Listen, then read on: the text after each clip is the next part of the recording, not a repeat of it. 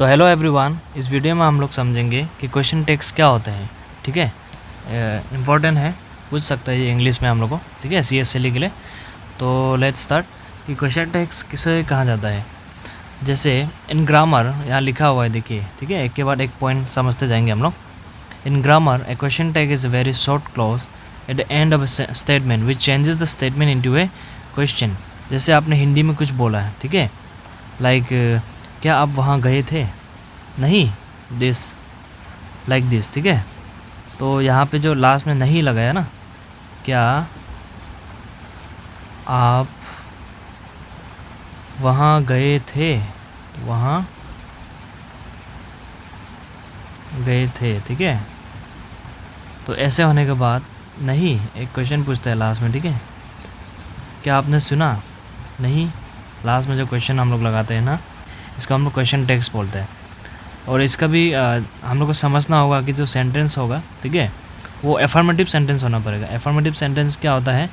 Is any sentence that is positive.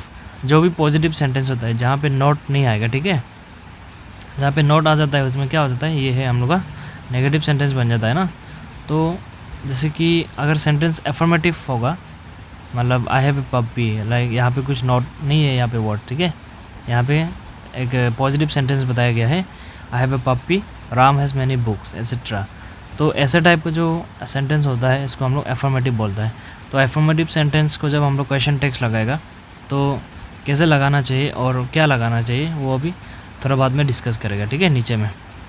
तो अभी फ़िलहाल समझ लो कि एफर्मेटिव सेंटेंस क्या होता है। एक पॉजिटिव सेंटेंस को बोलता है एफर्मेटिव सेंटेंस, और इंट्रोगेटिव क्या है? Sentences that ask a question typically to request information, they are identified by the question mark that comes at the end of the sentence. तो कोई भी सेंटेंस जिसका एंडिंग में आपका क्वेश्चन मार्क लगा हुआ होगा, दैट इज़ इंट्रोगेटिव सेंटेंस। ठीक है, I hope this is clear. Okay, now अभी हम लोग समझेंगे कि सेंटेंसेस में क्वेश्चन टैग कैसे लगाएंगे। ठीक है, और कौन सा सही टैग होगा जो हम लोग लगा सकते हैं। जैसे इसका भी 3 टाइप का होता है। ठीक है, जिसमें टेंस, एक तो टेंस होगा, पास्ट टेंस हो सकता है सेंटेंस, या एक प्रेजेंट होता है, ठीक है, या एक फ्यूचर, प्रेजेंट, पास्ट, फ्यूचर, ये तीनों टेंस आपके क्वेश्चन में मिल सकता है। और एक होगा हेल्पिंग वर्ब। हेल्पिंग वर्ब जो है, हेल्पिंग वर्ब जो क्या है? Auxiliary verb. ठीक है, ऑक्सिलरी वर्ब को बोलते हैं हेल्पिंग वर्ब। जैसे बी हो गया, एम हो गया, आर हो गया, ईज हो गया। ठीक है, आर में यहाँ कमा है, ठीक है, आर हो गया, ईज हो गया, वास हो गया, वेयर, ये सब हो गया ऑक्सिलरी वर्ब। तो याद रखना है। और मॉडल वर्ब भी आ सकता है। मॉडल वर्ब जैसे may, might, could, can, must, should. ठीक है, तो ये सब जो है ध्यान में रखना है। तो अभी हम लोग देखेगा कि जब आपका कोई भी टेंस, या तो जब कोई भी हेल्पिंग वर्ब, ऑक्सिलरी वर्ब, या तो कोई भी मॉडल वर्ब, ये जो है, अगर ऐसा टाइप का क्वेश्चन सेंटेंस में मिलेगा, ठीक है, तो कैसे हम लोग इसको टैग लगाएंगे, कौन से वाले में टैग लगाना है सही टैग। जैसे कि example, do you love me. ठीक है, तो यहाँ पे डू जो है क्या है? एक प्रेजेंट टेंस दिखा रहा है ना, डू यू, तो डू जो है प्रेजेंट टेंस में है। तो क्वेश्चन टैग क्या लगेगा इसमें? डू में ही हम लोग का क्वेश्चन टैग लगेगा। कौन सा टैग लगेगा वो नीचे में दिखाएंगे। अभी फ़िलहाल बस ये बता रहा हूँ कि डू यू लव मी में डू में आपको क्वेश्चन टैग लगेगा। Next, are you a doctor. अगर आर यू अ डॉक्टर है तो यहाँ पे आपका क्वेश्चन टैग लगेगा आर में। ठीक है, जैसे यहाँ बताया था ना auxiliary verb, auxiliary verb are, ये देखिए आर है ना इधर, this one, let me clear this one. तो ये जो है आर दिख रहे हो ना इधर, ऑक्सिलरी वर्ब। तो यहाँ पे क्या होगा? आर यू डॉक्टर, इसमें आर यू ए डॉक्टर में आपका लगेगा आर में। ठीक है, जैसे बताया था आपको ऑक्सिलरी वर्ब में आर में लगेगा। कौन सा सही टैग कौन सा लगेगा वो बाद में बताएंगे नीचे में।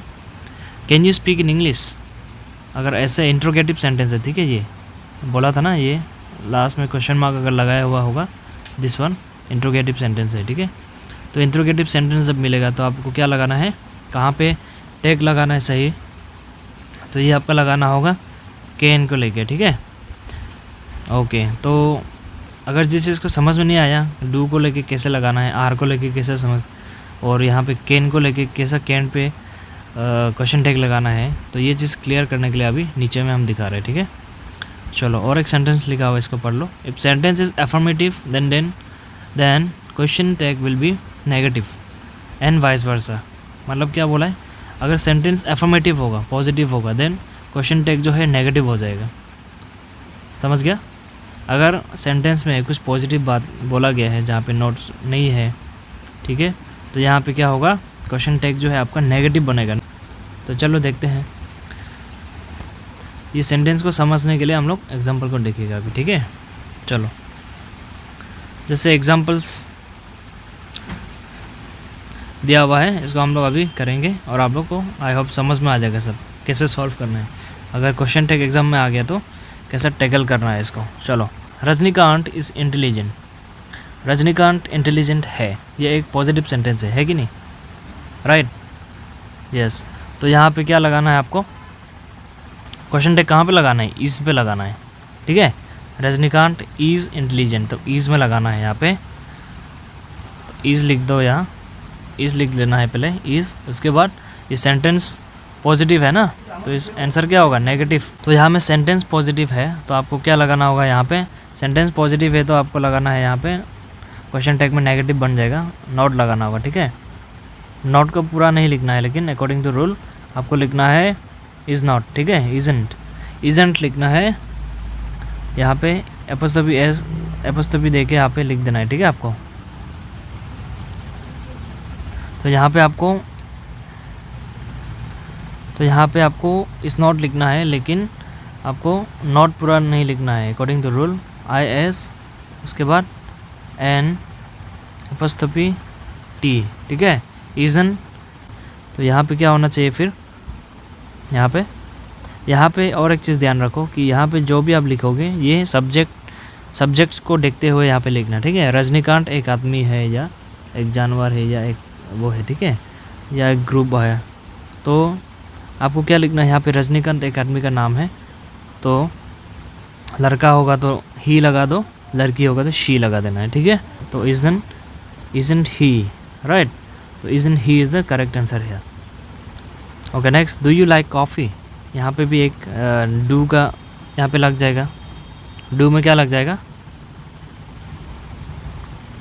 डू में डोंट, डू लिखना है, उसके बाद NT apostrophe and don't you का यू ही रहेगा, ठीक है, डोंट यू। इज़न्ट ही, तो आई होप ये समझ गया आपका। Next, you love playing games. अगर ऐसे सेंटेंस मिला तो इसका सही टैग क्या होगा, यू लव प्लेइंग गेम्स। इसका भी डोंट लिख देना, इसके बाद यू, ठीक है, don't you. Next, I am your best friend. Okay, इसमें थोड़ा सा अलग है, मैं बता दे रहा हूँ आपको, इसमें गलती नहीं करना है, ठीक है। एग्जाम में बहुत चांसेस है कि ये वाला क्वेश्चन आपको मिलेगा। तो चलो देख लेते हैं। आई am your best friend, I am your best friend में आपको क्या करना है, आई एम को देखना है, ठीक है। जब भी आपको आई एम दिखेगा तो आपको लिखना है यहाँ पे आरंट, ठीक है, आरंट आई, ठीक है, आरंट आई, ARI लिखना है, फिर NT एपोस्ट्रोफी N के बाद, इसके बाद T लिख दो, इसके बाद I लिख दो यहाँ पे। उसके बाद सेकेंड में क्या है, I am your loving teacher, same, aren't I, ठीक है। जब भी आई एम दिखेगा तो आपको कंफ्यूज नहीं होना है, यहाँ पे आई नहीं आएगा, IM नहीं आएगा, ठीक है, MI नहीं होगा। कोई लोग सोचता है MI आएगा क्वेश्चन टैग में, MI question mark, but no, I am your best friend लिखा है तो आपको आरंट आई लिखना होगा। Next, he likes you, he likes you, यहाँ पे क्या होगा, सब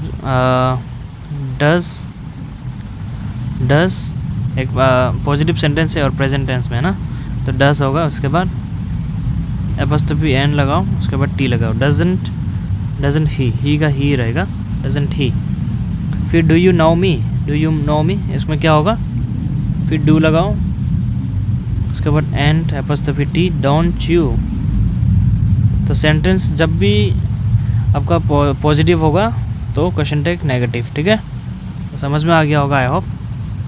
तो जिसको नहीं समझा है कमेंट करो, और एग्जांपल्स हम लोग सॉल्व करेंगे आने वाले वीडियोस में, ठीक है। तो आई होप प्रिपरेशन अच्छे से चल रहा होगा। आज ये क्वेश्चन टैग समझा दिया दूसरा बाकी चैप्टर्स लोग भी हम लोग समझेंगे धीरे धीरे। ओके चलो मिलते हैं नेक्स्ट वीडियो में।